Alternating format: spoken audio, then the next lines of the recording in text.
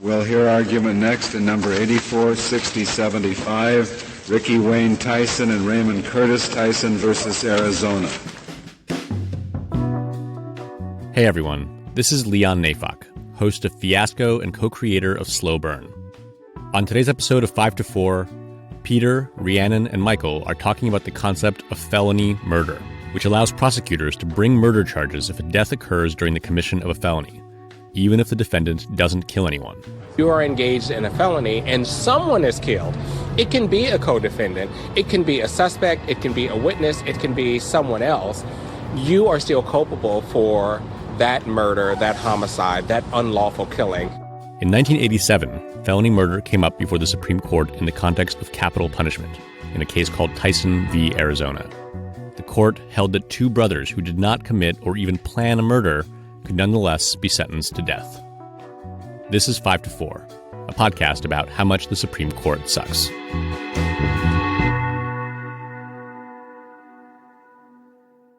Welcome to 5 to 4, where we dissect and analyze the Supreme Court cases that hover over America like vultures over a dying man in the desert. I am Perfect. Peter, Twitter's the Law Boy. I'm here with Michael. Hey, everybody. And Rhiannon. Hi, everyone. And today we are talking about Tison v. Arizona. This is a case about the death penalty, but more specifically and more importantly, it's a case about the felony murder rule. Felony murder is a rule whereby a person can be charged with murder if they commit a felony and someone else dies during the commission of that felony, even if they didn't actually kill them. So if person A steals a car, person B witnesses it and dies from a heart attack, person A could be charged with murdering them, and in some states, potentially sentenced to death. And the question here is whether sentencing someone to death under this rule violates the Eighth Amendment, which prohibits cruel and unusual punishment. The Eighth Amendment has long been a battlefield, mostly because the term cruel and unusual punishment doesn't have any clear meaning. And conservatives have had, interesting approaches to this. Originalists, and we're not dealing with an originalist interpretation here today, but originalists like Scalia have interpreted it to mean what would have been cruel and unusual at the time of the Constitution's passing. God. and Bring back the Iron Cross or whatever, right? Yeah. And other conservatives have just taken all these other sort of wishy-washy approaches that we'll get into that sort of are designed to protect reactionary laws and reactionary institutions. So, Rhi, you want to give us some background here? Because Sure thing. It's a juicy one. Yeah, it definitely is. Just starting off with a little bit of legal background before. So, obviously, there's a long and fucked up history of the death penalty in general being litigated at the Supreme Court. And in fact, this isn't the only case where felony murder was at issue. So in 1982, actually just 4 years before this case, Tison goes up to the Supreme Court. The justices held in Edmond versus Florida that the death penalty can't be imposed on someone who did not kill, attempt to kill, or intend to kill another person. So that was in the case of a getaway driver. Somebody was just in a car while other people went and robbed somebody. Somebody died in the commission of the robbery. And the getaway driver, the Supreme Court said, that's not a murder that warrants eligibility for the death penalty. Now, the court that decides Edmond, those justices, it's basically the same court that in 1986, Tison versus Arizona comes to. Now, there is one difference in that Justice Scalia is now on the court, but it's basically they traded out a conservative for a conservative, right? But all that said, the three justices who dissented in Edmond, which is to say these three justices would have wanted somebody who, quote unquote, participated in a murder by just being a getaway driver. They would have wanted that person to be executed. Those three justices are now in the majority here. So right. the point of my saying this is that at the time this comes to the Supreme Court, the rule is that you cannot be executed if you did not intentionally kill anyone. And this comes out of principles of proportionality, which, is the general idea that the punishment should fit the crime, and an idea that you should only be eligible for the death penalty if you are, quote unquote, the worst of the worst, meaning you've committed the worst crime, murder, but committed it in the worst way, something that's especially heinous or cruel, etc. So, moving into the factual background of this case. Just to set it up, when we're talking about why the result comes down differently here, just a few years after the Enman case, up top, gotta say, this isn't just a getaway driver case, okay? This case comes out of a prison break. So a man named Gary Tison is incarcerated in Arizona, and he, along with his wife and 3 sons, make plans to break him out of prison, along with his cellmate. So in July 1978, his 3 sons, Donald, Ricky, and Raymond, enter the state prison where Gary is, and they bring with them a cooler, a large ice chest filled with guns. This is the late 70s. I guess you can take coolers with guns into prisons at the time. No one's checking the cooler. Right. The late 1970s were apparently completely indistinguishable from like the 1870s, Right. the 1770s. It's just like the fucking Wild West. Exactly. Right. Yep. In our Yeah. DCV Heller case, we talked about bank robberies in the 30s. So like they were just an epidemic, right? Everyone's getting away with it. And apparently it was like that with prison breaks until like 1985. Right. So they have their cooler filled with guns. The Tison brothers arm their dad and the cellmate, and the whole group basically locks up the prison guards in a closet, and they make a run for it. No shots are fired at the prison. No one is killed there. But their getaway plan basically blows up a few days later. That's where things get really messy. After a couple days, they get a flat tire out in the desert, and they flag down a passing motorist with the intent of stealing their car. The car that stops to help them has a family of 4 in it. It's a husband, a wife, their young daughter, and their very young niece. After kidnapping the 4 people and taking them out into the desert, Gary Tison, so the dad, and his cellmate, so the 2 men that just escaped from prison, murder the family by gunshot. Right. Now, the 3 brothers, Donald, Ricky, and Raymond Tison, they are present and they witness the murders, but they do not kill the family. They don't fire any shots. Right. They're like getting a jug of water for them or something, right? Yeah, Right. They represented that they were getting water for the family. So pretty clear that they, at the very least, did not think that the family was going to be murdered.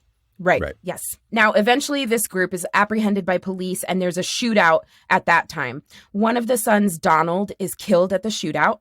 Gary Tison, the dad, he escapes into the desert and he eventually dies of exposure.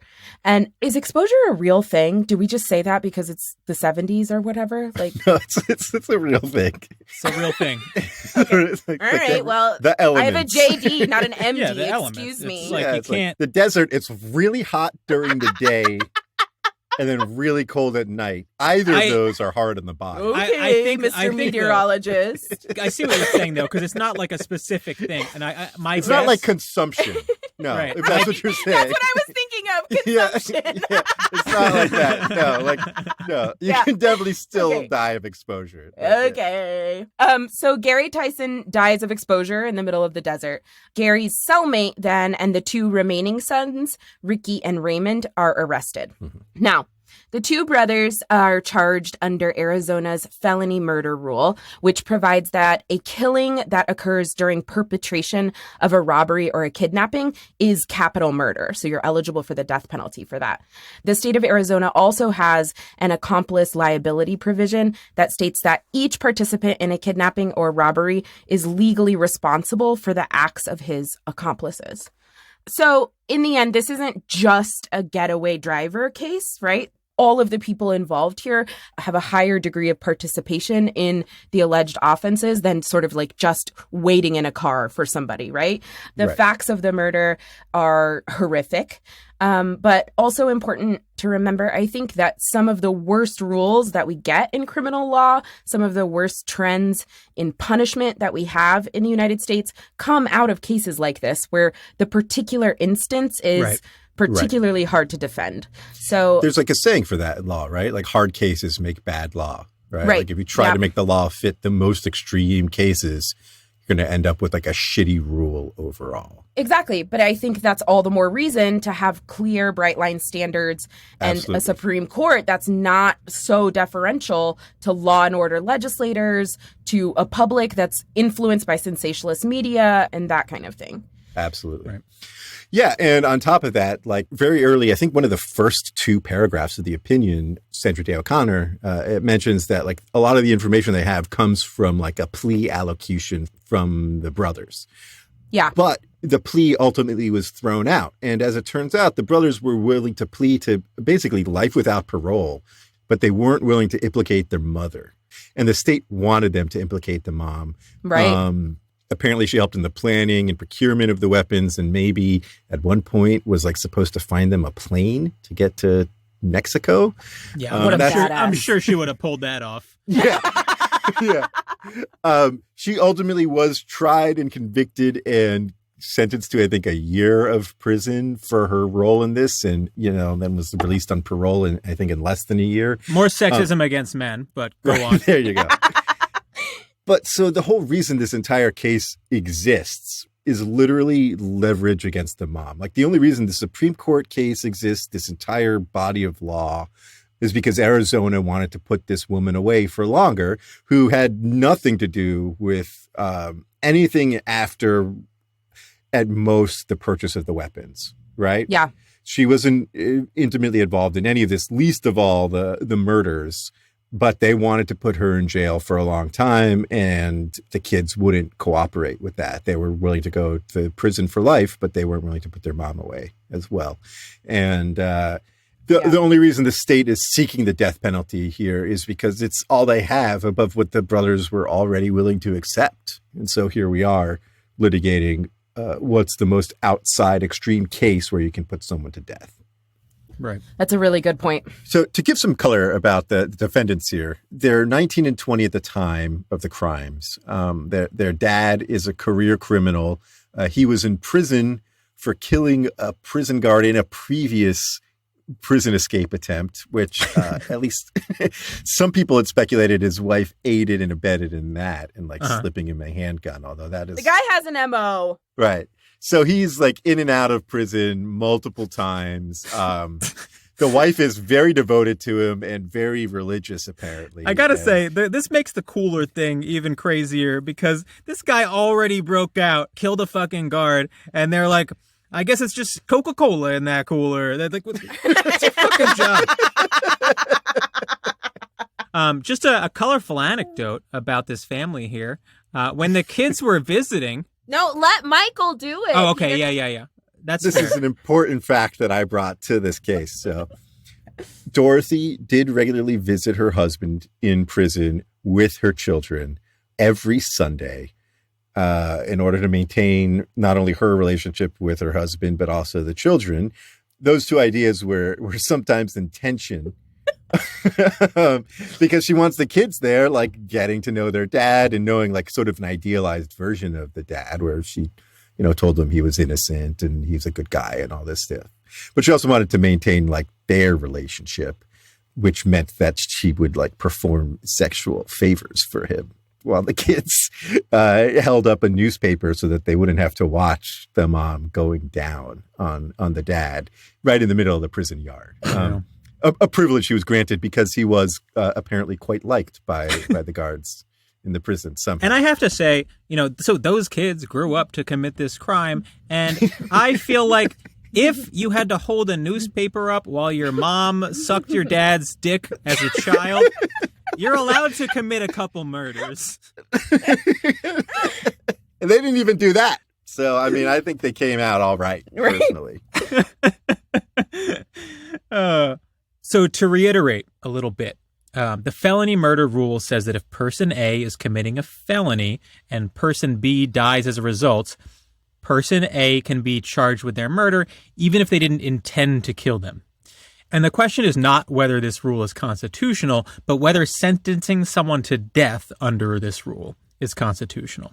Right. And Rhiannon mentioned the Edmund case where the court had previously held that you couldn't execute someone without them having an intent to kill. And despite that precedent, the court in this case holds that the Tison brothers can be executed because although they didn't plan to kill or participate in the killing, they could have anticipated the use of lethal force. And there are a few items to discuss here, but I think we need to talk initially about the absurdity of the felony murder rule itself. The felony murder rule flips the core principles of criminal law on their head. Maybe the most foundational element of criminal law is that you prosecute criminals based on their intent. Mm-hmm. That's the difference between, for example, classic first-degree and second-degree murder, right? Whether the murder is premeditated. The law is making a judgment about the morality and dangerousness of the person based on what they were intending to do. Felony murder does away with that entirely, saying that even if you had no intent to kill someone, you can still be charged with murder because you were, already being a very bad boy. And it's taking something that is literally not murder and saying, no, like we're going to call it murder, though. Yeah, right, exactly. And typically in criminal law, you need two things to have what is legally a crime. You need mens rea, which means a state of mind, and actus reus, which is the act of committing the crime. And the idea is that you don't just prosecute someone for a crime if they only thought about a crime but didn't commit it. And by the same token, you prosecute crimes more harshly if someone planned it, really meant it, that kind of thing, as opposed to not meaning it and just doing something negligently or recklessly. And so here, in the case of the Tison brothers, you have neither one in this case. They didn't intend for anybody to die. They didn't intend to murder anybody. And they also didn't commit the act of murdering someone. Right. And I think there's a good comparison here, which is drunk driving, which is something where you don't intend to kill someone, right? Maybe you understand there's a risk that once you're drunk and you get behind the wheel that you're less inhibited and you might lose control and you might hit someone. And that's like pretty accepted. But you're not going out thinking, well, now that I've tied one on, I'm going to go fucking run someone down in my car. Right. But you actually do the act, right? You drive the car, you hit someone, and you kill someone.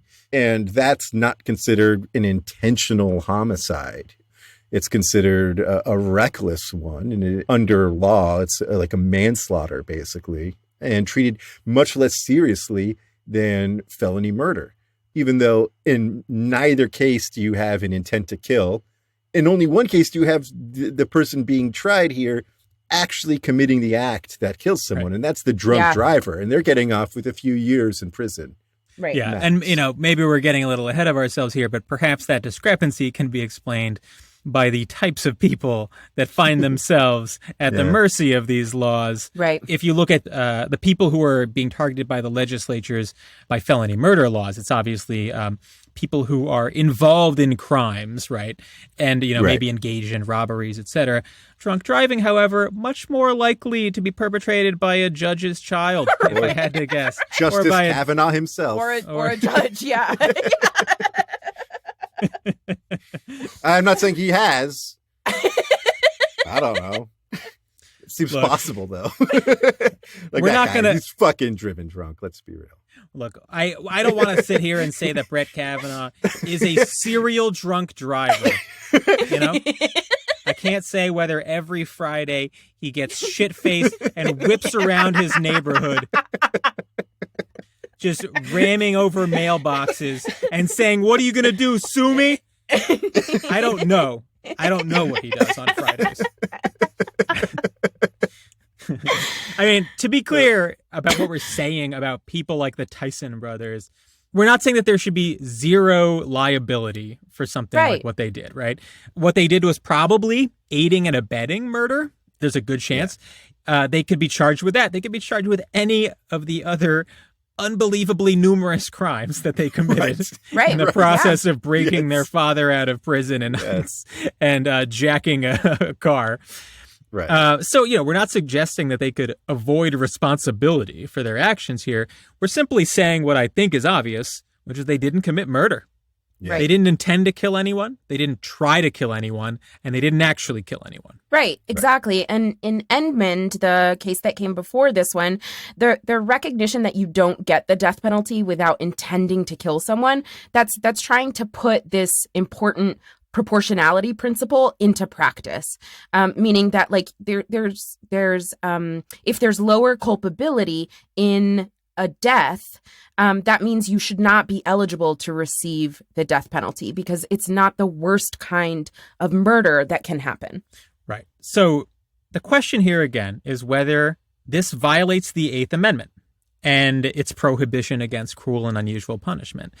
And what the court does, cruel and unusual is such a vague term that the court has tried to use what's basically a different standard and thought about whether it's proportional to the crime.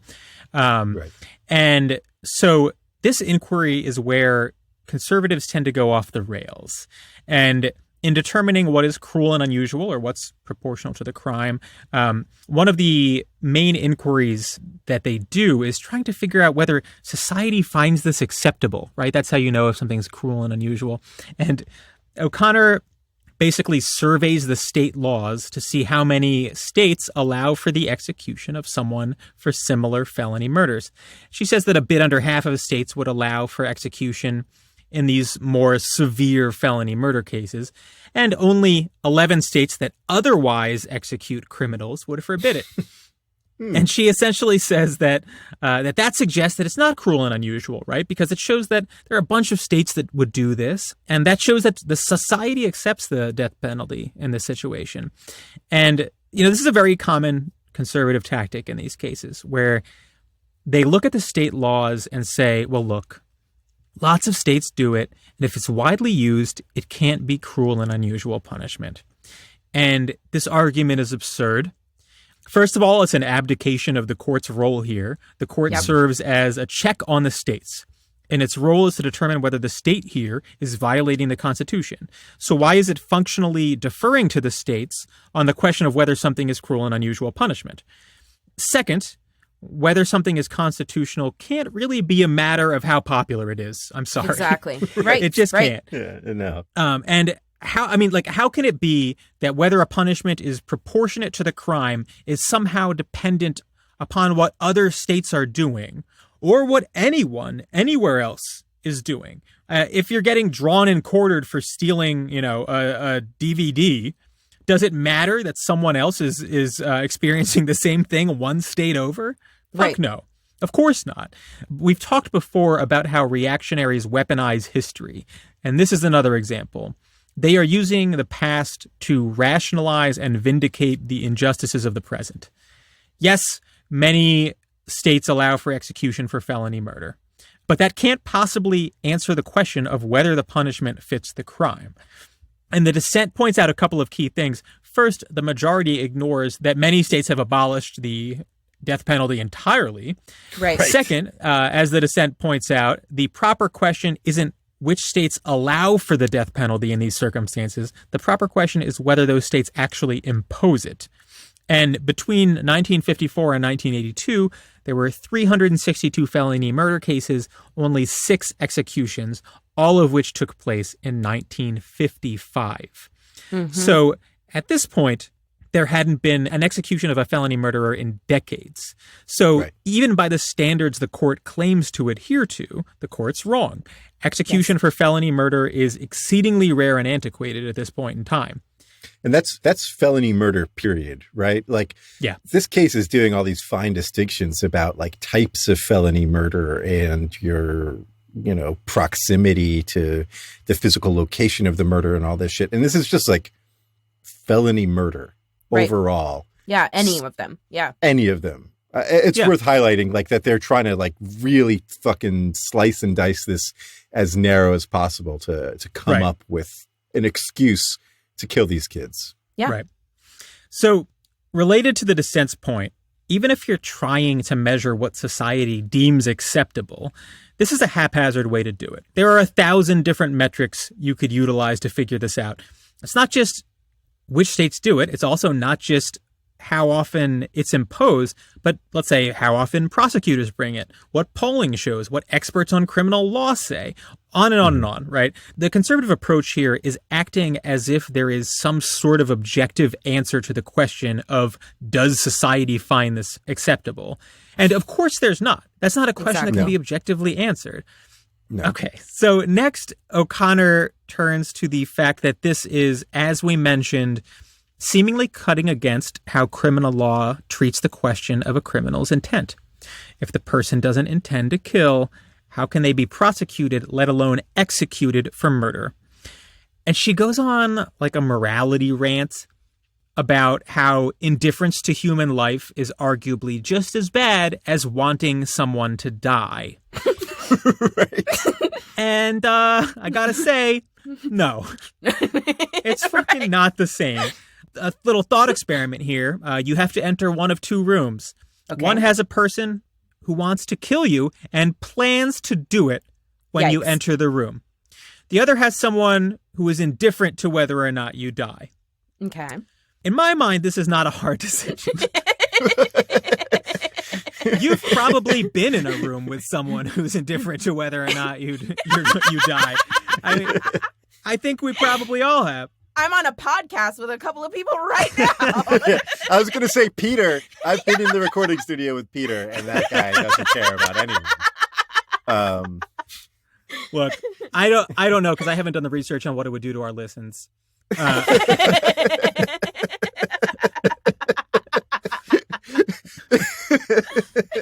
I mean, look, anyone who pretends this is a hard decision's a fucking moron. Not caring about death or human suffering is obviously like the sign of a sociopath, but clearly actively wanting it is clearly worse. I mean, what else can you say about it?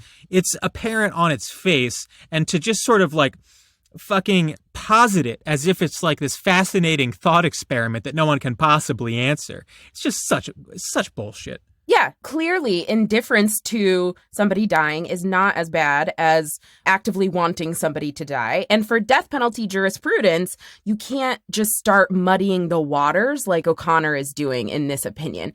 In order to reduce arbitrariness and discrimination in the death penalty, the Supreme Court has required there be aggravating circumstances that make a murder particularly bad. Plus, the Supreme Court requires employing this proportionality doctrine, all in order to say that, like, this class of people, these kinds of murders, they should not be death penalty eligible. And so you don't have a non-arbitrary and non-discriminatory death penalty framework without clear standards. So you can't just start injecting into that framework stuff like, maybe indifference is kind of like intentionality. Like, don't you think? Right? That doesn't work. Right. And there's like a little bit of a rhetorical sleight of hand here, because the majority opinion, they point to like, someone who tortures someone without intending to kill them and then the person dies, or someone who opens fire into a crowded bar not intending to kill someone, but obviously very well could or does kill someone. And those are kind of classic depraved heart murders.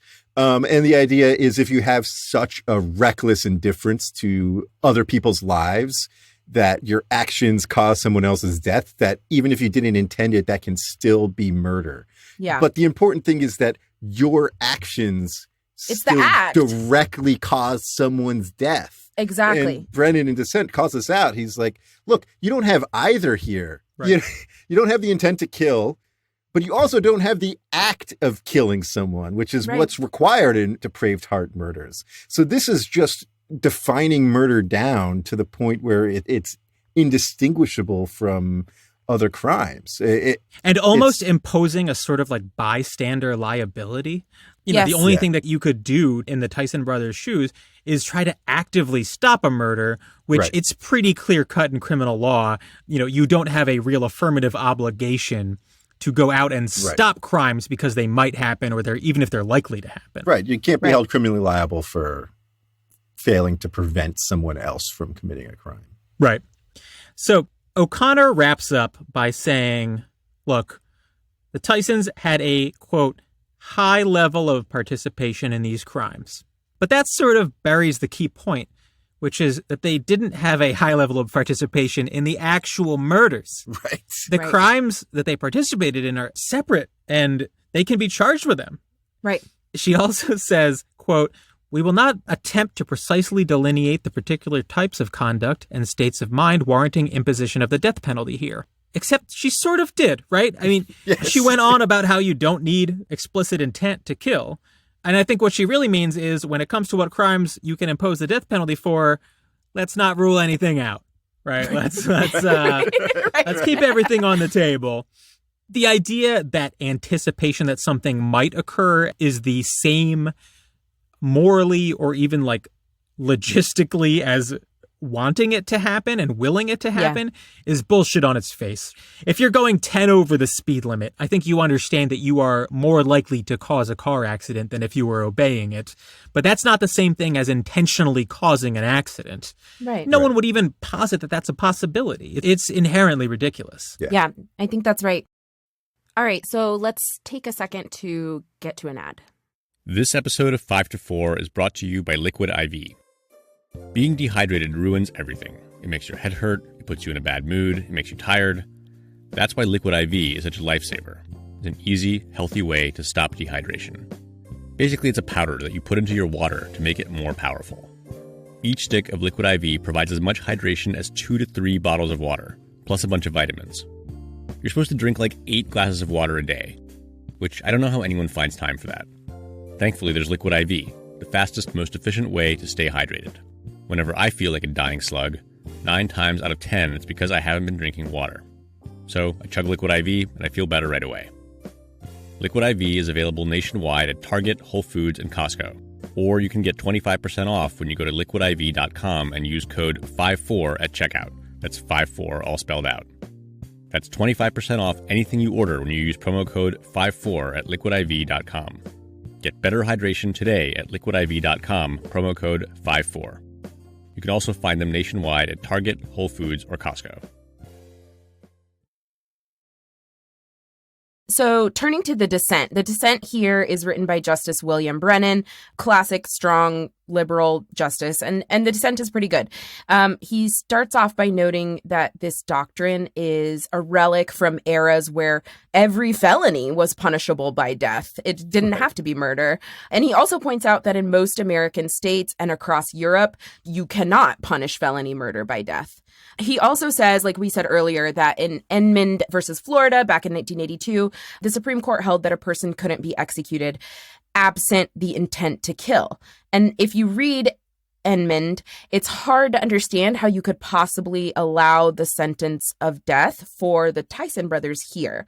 And Brennan says that this is inconsistent, and the court has invented a new rule here where you don't need intent to kill as long as you were a major participant in a felony and acted with disregard for human life. Right. And he also points out something important, which is that while Justice O'Connor takes for granted that the Tison brothers were indifferent to the lives of the victims, there's evidence that the brothers had gone, like we mentioned, to get the family water to drink when they were murdered by their dad. And they testified to being both unable to stop the murder and also regretful that the murders happened.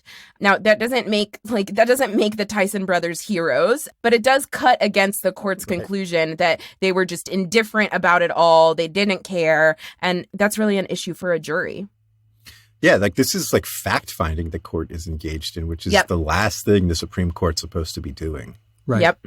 I think it's important to contextualize the felony murder rule in the context of a broader criminal justice system that is simultaneously arbitrary and merciless. There is a history of legislation where the goal is to do nothing but give increasingly severe sentences to decreasingly severe offenses. And felony murder has a strong place in that tradition, right? But you also have mandatory minimum sentences, 3-strike laws, things like that. There's countless examples of these types of laws. If you ask a conservative why those laws exist, they might say to deter crime or to punish criminals, but research really shows it doesn't deter crime. Obviously, these laws are not driven by social science, right? And I think the only way to really understand them is being driven by pure bloodlust. It's the desire to believe that they are an entirely different class of human being than the people who commit these crimes, and that the weight of the system should fall upon the people who do, because they could never conceptualize themselves as ever being in this sort of position. And Sandra Day O'Connor is not interested in proportionality here. The defendants here didn't kill anyone, didn't try to kill anyone, seem to regret that people have died. So how can Sandra Day O'Connor and the other conservatives say that execution is proportionate to the crime here? I think there's only one explanation that makes sense. They have decided that whether or not they intended to kill is not relevant. What's relevant is that they think that these are bad people, and they belong to a class of people whose lives these justices are, ironically enough, completely indifferent to. They just have no regard for whether or not they live. And so they, dance through a bunch of fucking hoops to find themselves in a situation where they can tell the state, yeah, you can kill these guys. Fuck them. Yeah. Yeah, I think it's like pure retributive justice here, where they wanted to punish someone, and the person most directly responsible died in the fucking desert, and so they needed to punish someone else, right? So it's like, why not his fucking kids? They're right there, right? Yeah. Yes. Yeah. Right, and like the cellmate was executed, and eventually these kids, their death sentences were commuted. Yeah. Worth noting, they don't die. Right. Yeah. So, I mean, look, the case here is about someone being executed for felony murder. But the real fundamental absurdity is someone being prosecuted at all for a murder that they did not in any real sense commit. And there are a bunch of examples of just how outlandish felony murder rules can get. It's an absurd rule, and in some states you can fucking get executed for it. Right. Yeah. The Tison case, you've got someone who's participating in a crime and obviously didn't participate in the murder itself, but they are creating a situation where there are life and death stakes without question. It's not hard to understand the desire to see them punished heavily. Yeah, but the felony murder rule itself gets applied to all sorts of situations where the death is so far detached from the actions of the felon that it becomes just, hard to believe that this is actually a rule applied consistently across the American states. Yes. And I think it would be useful to go through a few of those scenarios. And we want to focus on a particular aspect of felony murder that has sort of started to crop up more and more, which is that cops will, in trying to stop a crime, kill someone. And then the perpetrator of the crime will get charged with that person's murder. Yeah. Yeah. So one example is a girl named Masonique Saunders in Ohio. She was arrested at the age of 16 for the death of her boyfriend, Julius Tate. Now, Saunders and Tate had planned a robbery, and Tate ended up being shot by an undercover police officer. But the result was that Saunders was charged with that murder. Another case, another 16-year-old, actually, Blake Lehman, he was prosecuted under the felony murder rule in Indiana after participating in a spur-of-the-moment group robbery. He and his friends, in that case, thought that their neighbor's house across the street was empty. They went in to grab a wallet, see if they could find anything else that they could steal and sell. But the neighbor ended up being home. The neighbor opened fire on the teenagers. Lehman himself was shot. He survived, but his friend that was with him was shot and killed. And Lehman got charged in the murder of his friend. He was sentenced to 55 years in prison under the felony murder rule in Indiana. We should note that that sentence eventually got reduced and he was released. It's another 16-year-old in New York City this time, Marcel Dockery. He set fire to a mattress in his apartment in Brooklyn back in 2014, and an NYPD officer who responded to the fire later died of smoke inhalation. Jesus Christ. Dockery is charged in murdering that police officer and was sentenced to 19 years in prison in 2017. Obviously, that is horrific. Stupid. How It's fucking how insane. fucking ass backwards does a cop need to fall into his own death? You're some shitty 16-year-old. This isn't like a fucking breaking and entering situation, right? Right. a 16-year-old lighting a mattress on fire, I can readily see myself doing this at 16. Absolutely. 80% of the 16-year-old population, you see a mattress, like you got matches or something, and you're going to light that shit on fire. Some moron fucking cop manages to turn a mattress fire into his own death. And, like, you get a fucking funeral with a 21-gun salute. And, like, the mayor tweets about your service. And the fucking kid gets charged with murder. It's fucking wild. Another one, last year, an NYPD detective was shot and killed by a fellow officer while responding to a robbery. Both men who committed the robbery, Christopher Ransom and Jagger Freeman, were charged with the murder of that officer, even though it was another police officer who killed him. And by the way, Freeman, one of the participants in the robbery, his participation in the robbery was only as a lookout. Important to note that. Also charged with murder. It's so wild that cops have figured out that not only do you not get in trouble when you kill someone, but you can get some other person charged with the murder. It's fucking crazy. Just to highlight the arbitrariness with once you are applying the felony murder rule, how it ends in different outcomes, kind of case to case. So back in 2009, Robert Thompson was executed in Texas after being charged with felony murder. And what happened in his case was during a joint robbery of a convenience store, Thompson and his co-defendant, Sammy Butler, they both fired shots at two employees, but it was actually Butler's bullet that ultimately killed one of the employees. Both shooters were eligible for the death penalty, but they had two separate trials, and those came to two separate conclusions. Thompson is sentenced to death, while Sammy Butler was not. And the guy whose bullet actually killed him was not sentenced to death. Right, exactly. Right. So just to highlight that when you're using arbitrary and vague rules and you don't have clear standards, this is exactly what it leads to. Right. And Brennan kind of makes this point. That's like the conclusion of his dissent, which is like he doesn't think it's possible to create real bright line standards for the death penalty, and that it's always going to be arbitrary. And that's why the death penalty in general should be considered cruel and unusual. And I think that's a pretty good example. Yes. But at the very least in the felony murder context. Yeah, exactly. And, you know, a lot of these cases, you know, we mentioned a lot of 16-year-olds here. There are a lot of situations where you have sort of these mass crimes where peer pressure is a huge part of it.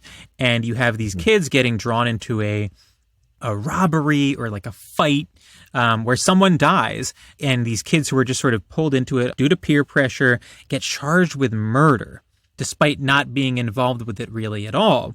And I mean, if any part of you believes that our criminal justice system is targeting the rehabilitation of the people it prosecutes, you have to believe that people like that are the most likely to be rehabilitated. And the exact opposite approach is being taken by the system right now, where they're getting charged with murder for what is basically a combination of two things. One, committing a crime, and two, being in close proximity to a murder. Yeah, I think that's a really good point, Peter. And studies show that felony murder rules end up getting applied disproportionately to teenagers. And that's because of the things that we know about child psychology and development, that teenagers are more likely to be caught up in group crimes and groupthink that ends with unintended consequences. Right. And so as we wrap up, I want to bring up one thing. You know, this is a death penalty case, and the question is whether the death penalty for felony murder is constitutional.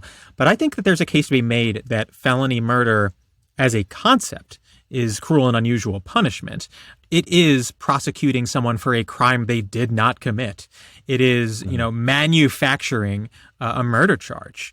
It's saying, you know, that your proximity to a murder can result in you being charged with murder, regardless of your intent.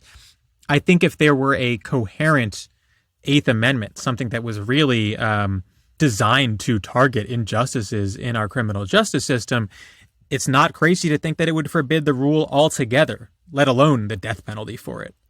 Yeah, I think that's right. When I think about felony murder and particularly the states where it's possible to be executed for committing a felony murder, the big concern in my mind with the rule is that if we allow someone to be executed for felony murder, how much state violence logically can flow from that? And this is a point about the effects of the death penalty in general, not just felony murder death penalty, on sort of like broader understandings of the relationship between state and individual. But if we accept that the state can murder someone who committed a felony without intending to kill somebody, we can accept much easier the other ways that the state kills people. We accept that a cop can shoot a black man in the street, and that's okay.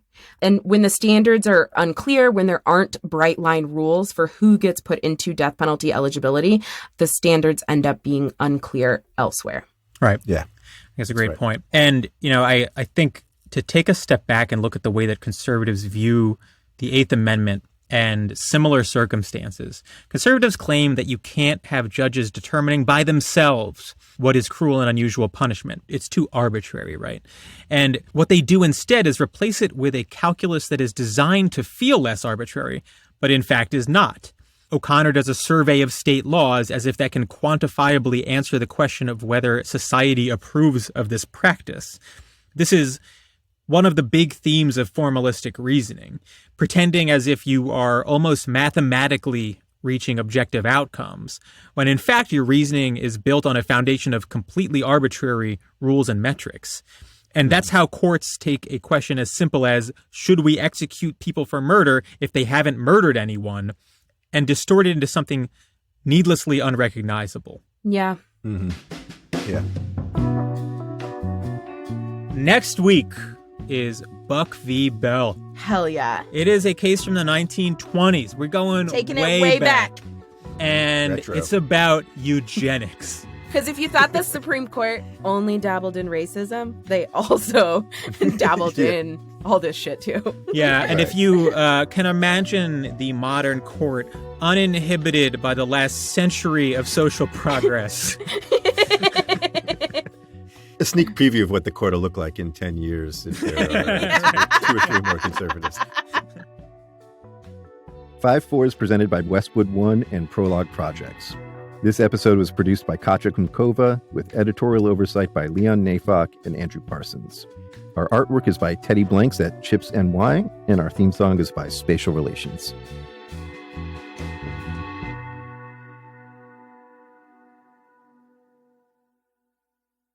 From the Westwood One Podcast Network.